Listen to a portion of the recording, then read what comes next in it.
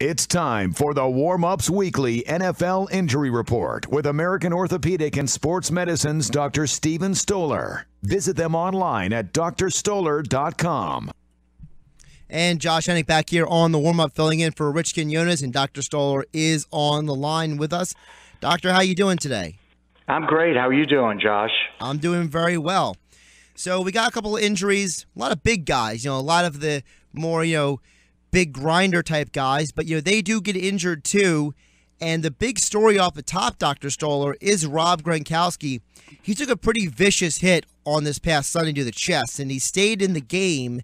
Reports are coming out that it's not overly serious, but is not a punctured lung. He has not practiced at all this week, and the Patriots' policy is that if you don't practice for a couple days in a row, and he's not practiced 3 days in a row now, that you will not play. So talk about what kind of chest injury that could be keeping him out. Okay. It appears he does not have a fracture or a punctured lung, so we could eliminate that. However, just getting a bruise or tearing the muscle off of the rib, if anyone who's eaten spare ribs, they know there's sort of like a cellophane material on the bone that when you bite it off, well, that's what the rib has. And if that gets pulled away from the bone, even though it's not fractured, it becomes very painful because there are a lot of nerve fibers there. So he could probably play with extra padding, and if necessary, they can even do a nerve block at that particular area that he would not feel any pain. Now, what is usually the recovery time for something that you just described, the tearing like that? I would say no more than 3 weeks. I think he could probably play earlier, being a professional and having, the ability to get the extra padding, injections, medication, etc. I would say the 3 weeks would be the longest. Okay, so you would figure that if he doesn't play this Sunday, it's very likely he could be back in the next week or two. Yes. Well, they're playing the Jets, so I would have to expect that he'll play against the Jets. Well, we'll get into your Jets more a little bit later near the end. Let's get to the next injury. So Vikings offensive tackle Jake Long was placed on injured reserve with an Achilles tendon surgery. This is a guy who had the same ACL tear twice. He's the former first overall pick in the 2008 NFL draft. And it's a twofold question I have for you, Dr. Stoller. One is, can you explain to the audience what goes into an Achilles tendon surgery? And two is I want to ask you, is it possible that because he's injured his ACL twice, you have a tendency when you recover from an injury to favor that part of the body? Is it possible that in his favoring of the knee at times, he could have actually aggravated the Achilles tendon previously and then it just tripped? I would say no.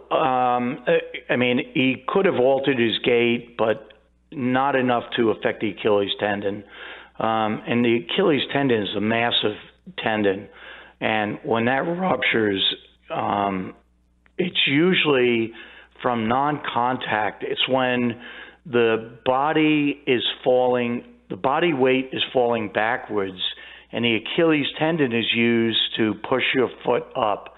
So if you're trying to push your foot up and your body weight is going against it, it becomes like a taut rope, and at some point it gives and it ruptures. The good news is there are really new surgical techniques that have made percutaneously and minimally invasive repairs, and also the use of an internal brace, which makes physical therapy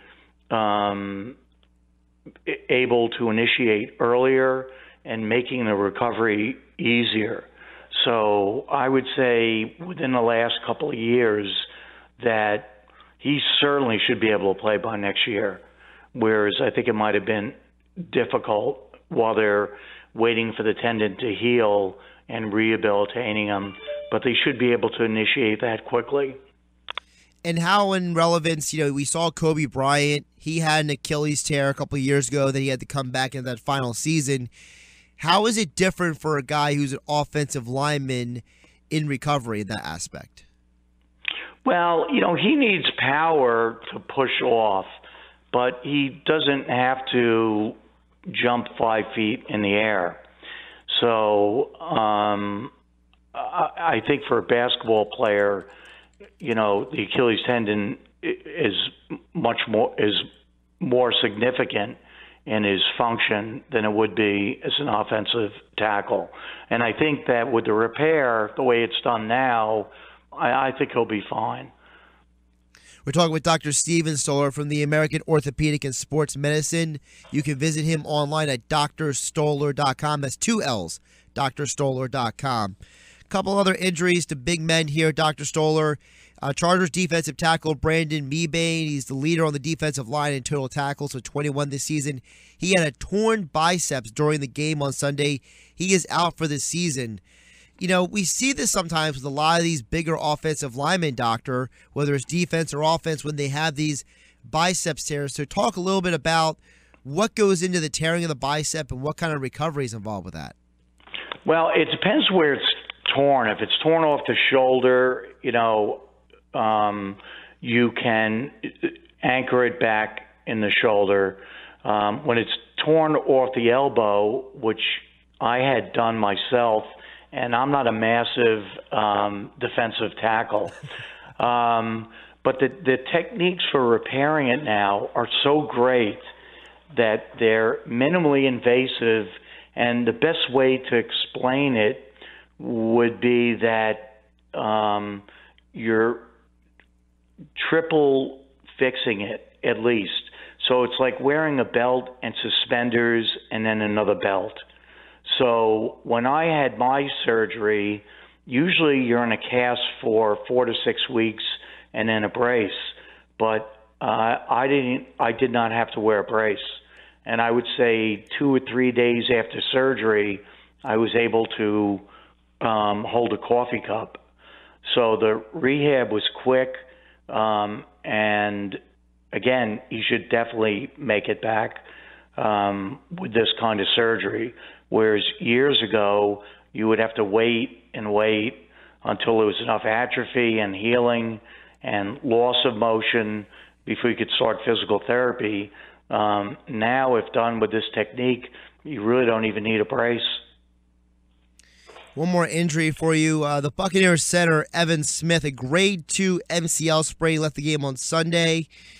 It looks like he'll be back in a week or two, but that's not really what I want to know. We hear all the time in these injury reports, Doctor, a grade 3 sprain, a grade 2 sprain, and no one ever really explains what all of these terms mean. So I would love for you to explain to the audience what these different grades of sprains mean.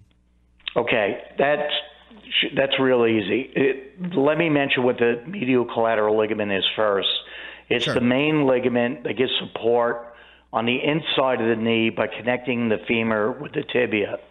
Now, a grade 1 sprain, and this could be anywhere in the body, means that the ligaments are injured, but they're not significantly stretched and they're not torn. That's a grade 1. And almost all grade 1s, no matter where they're located, are treated conservatively. A grade 2 indicates that there's a partial tear of the ligament as well as maybe some stretching. So that in the medial collateral ligament is treated conservatively. And that would probably be maybe 4 to 6 weeks. A grade 3 sprain is a complete rupture, meaning that the ligament is not intact.